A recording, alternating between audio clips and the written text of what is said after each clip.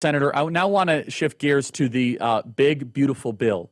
Senator Ron Johnson and Senator Rand Paul are threatening to not vote for it because they say it does not cut enough spending. What is your take on the current status of the big, beautiful bill? It's passed the House. Will you be voting for it, or will you be advocating for some changes? Well, look, I think all the Ron Johnson, Rand Paul, Mike Lee, all of us, we want a bill to pass. We want a good bill. We want a bill that secures the border. We want President Trump's agenda. We want to make sure we plus up the military.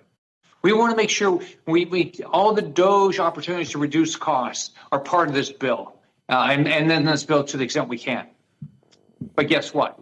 The Democrats have increased the budget by over 50% in the last 5 years. The House bill cuts the spending by less than 2% over the next 10 years. It doesn't balance the budget.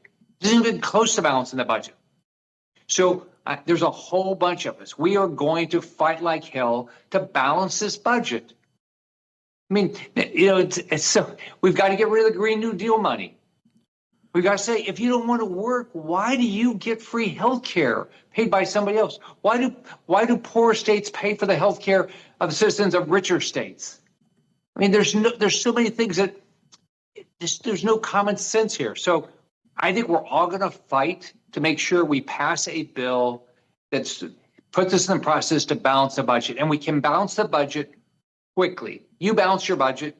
Part of it's going to be through this reconciliation bill with the mandatory. Part of it will be through the budget process in September through discretionary spending. But we're going to get this done.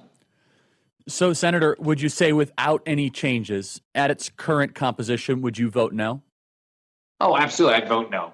This bill doesn't have it. If they brought it to the floor like right now, there's not a chance it'll get the 51 votes it needs. So look, we all know we have to balance the budget. Look, we know that it's getting harder to sell our treasuries. We know interest rates are going up. We want to get interest rates down. We get inflation under control. That means balance the budget. Guess what? I did it every year I was governor. These states supposedly balance their budgets. No, they balance their budget by doing the same thing the federal government does. They borrow money. I stopped that. I stopped the state borrowing more money every year, which had been doing for 40 years, and it paid off a third of the state debt while I was governor. So that's what we ought to be doing at the federal level. That's how we'll get interest rates down. That's how we'll get inflation under control. The poorest families in this state, in this country, are getting hurt by this massive inflation caused by reckless government spending. We're spending $2 trillion more than we take in. And we're taking in plenty of money. It's not like we don't have high enough taxes. We have way higher spending than we need. And so Senator, that's a big statement, and we want to see it pass. What can then be done? Because our audience is like, wait a second, I thought it passed the House. Are you saying that the Senate can change it, and then there's a reconciliation between the House and the Senate? Is that correct? Yeah, Charlie, we'll change it. We'll have our own bill. And what'll happen is it'll go back through a conference, or it'll just go back to the House and they'll pass our bill. But I believe we're going to dramatically reduce mandatory spending to get this budget balanced in a short period of time, which is what we have to do. It's what we promised. I just went through my election just like President Trump did. We all promised we were going to balance the budget. We are going to set the process to quickly balance in this budget. Senator, in closing here, let's talk about the great elements of the bill, because there's a lot of good stuff that I'm sure that you don't want to gut. Energy independence, $1,000 Trump account for every new baby born, drill baby drill, border security, ICE agents, border patrol, tax on remittances, no tax on tips, no tax on overtime, major middle class tax cut, and I'm just barely touching the surface. We're starting to get to work requirements for Medicaid, but it needs to be even more dramatic. We're peeling a little bit back of the Inflation Reduction Act and that nonsense of Biden. So we don't want to blow up the entire bill, and I'm sure that is your perspective, because what I just listed are phenomenal wins, and if we can get serious spending cuts, then we have a historic accomplishment, Senator. We will get historic spending cuts. I believe in it. We've had great conversations in the Republican Senate about how we can make sure. Let's take Medicaid as an example. Should we be spending more money for able-bodied adults that don't want to work, or poor kids, which is the purpose of the original Medicaid program? I watched my brother not get health care when I was a kid because we didn't have Medicaid back then.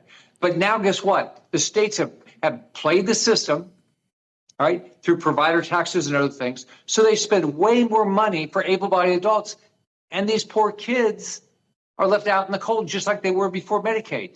So let's get it back to its purpose. Take care of the chronically ill, take care of the disabled, take care of the poor kids that can't afford health care. That's what we should be doing. And that's what I'm going to make sure happens with this. Senator, in closing here, what is your block? I mean, Lee, Paul, all you guys together, what would it look like to have a realistic win? Because you're not going to get everything you want. That's politics. Right. What would you say is the line of which you say we are willing to compromise? What is the 80% principle? What does that look like in practice? 45%, 45 seconds remaining. So, Charlie, part of it will be through this bill. The reconciliation part will be the budget. But it looks like we'll collect $5.5 trillion in revenues this year. So this year we should not spend more than $6.5 trillion, and then next year ratchet down some more and hopefully have our revenues come up more as Trump rebuilds the economy. So over about a 3-year period of time, we should be able to balance the budget. So our goal is to get the spending down to about $6.5 trillion, which is reasonable.